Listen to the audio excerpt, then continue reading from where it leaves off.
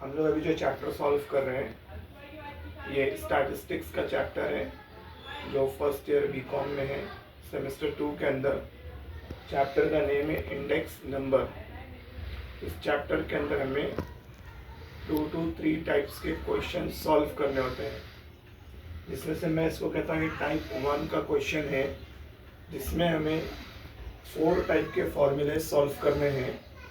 इसमें फर्स्ट है last year index number, second है पासेज इंडेक्स नंबर, थर्ड है फिशर्स इंडेक्स नंबर, फोर्थ है डॉर्विश एंड बाउली इंडेक्स नंबर। एक फिफ्थ भी आता है जो मार्शल एडवर्थ होता है, हम लोग उसको नेक्स्ट वीडियो में कवर करेंगे।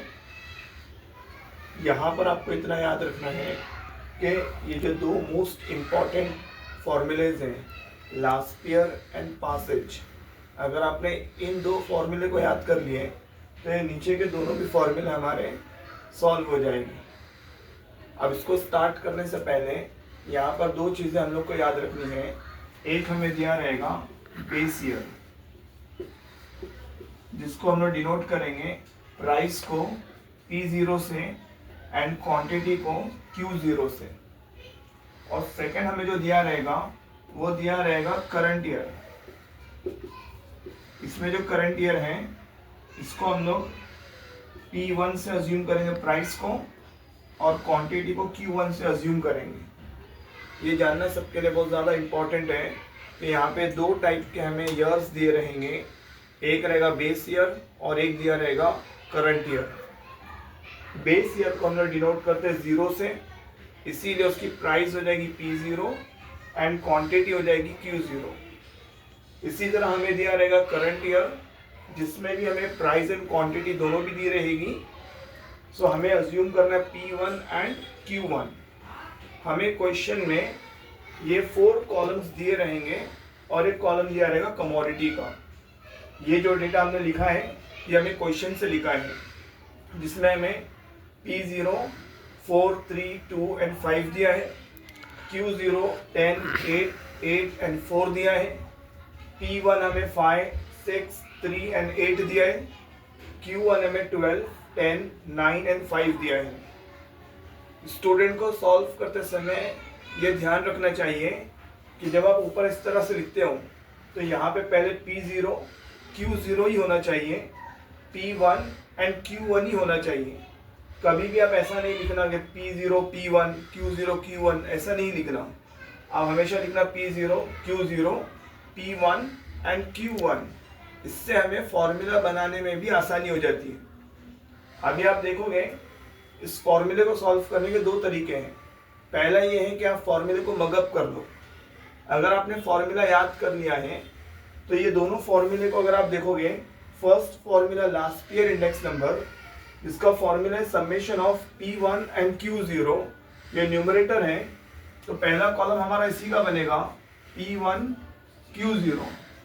देन डिनोमिनेटर है हमारे पास P0 एंड Q0, तो हम लोग लिखेंगे P0 and Q0। Second formula है पासेज इंडेक्स नंबर, इसका जो न्यूमरेटर है that is P1 and Q1, so we will write over here P1 and Q1।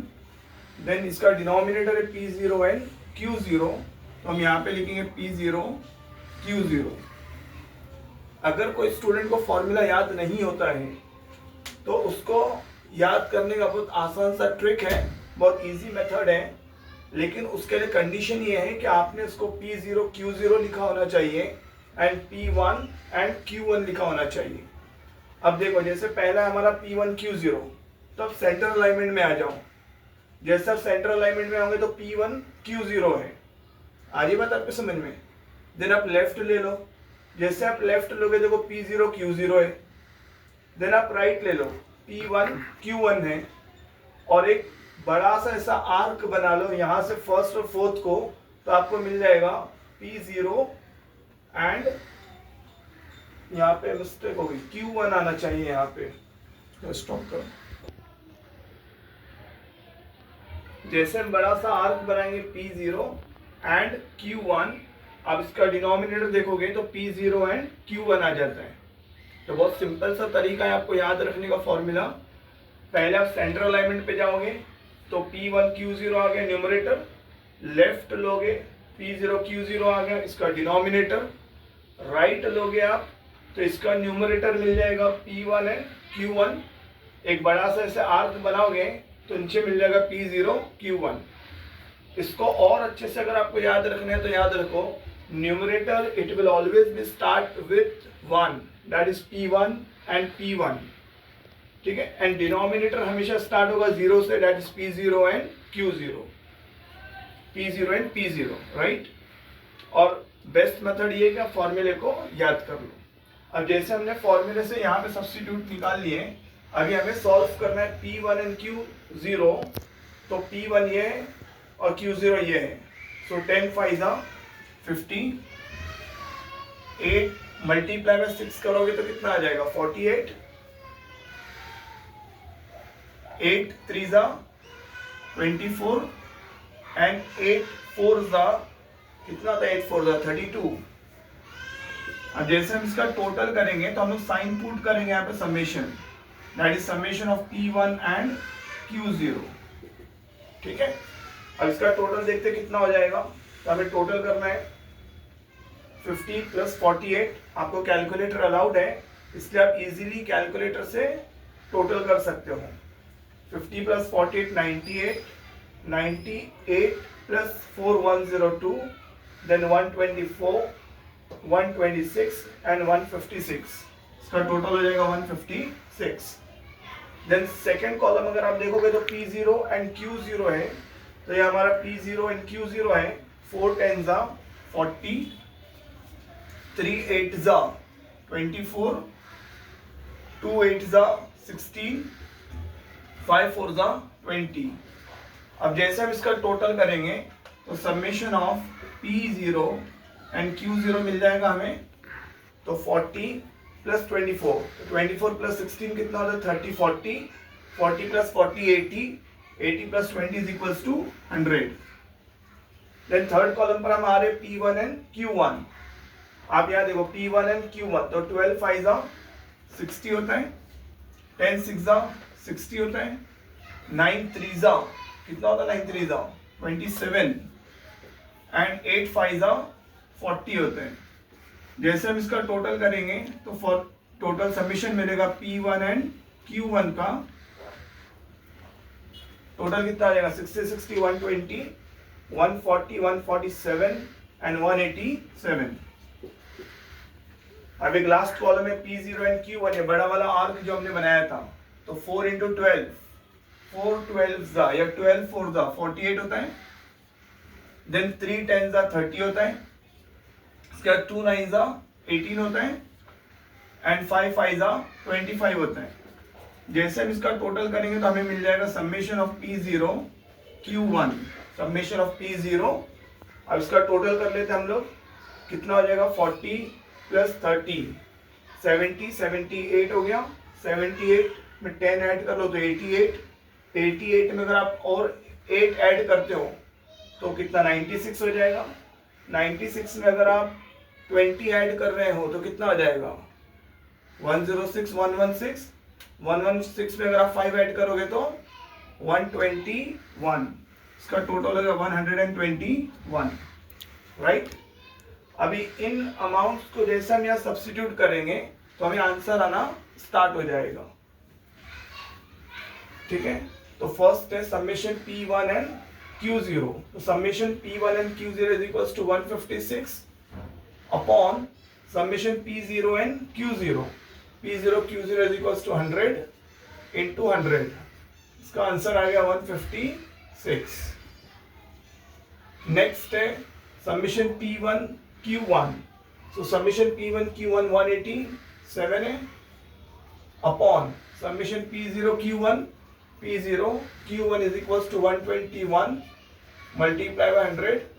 अब इसको सॉल्व करेंगे तो कितना आएगा, टोटल करके देखते हैं, 187 डिवाइड बाय 121 इंटू 100, इसका राइट आंसर आ रहा है 154.54।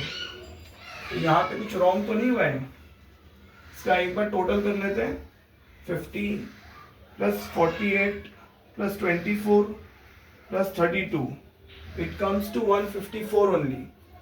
So it should be noted that whatever answer you will get, you have to cross verify this both number will come near to each other.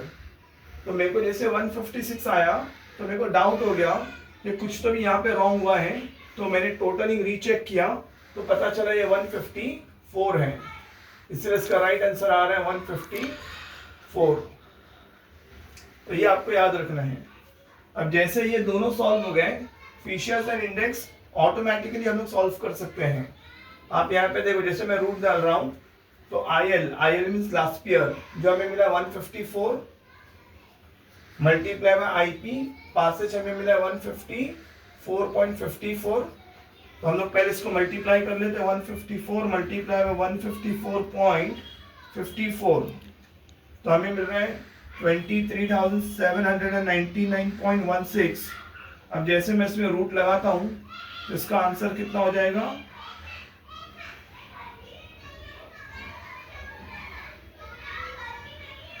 इसका answer आ जा रहा है, ठीक है, same आ रहा है, देखो 154.27, जो इसके भी करीबी आ रहे हैं, ठीक है।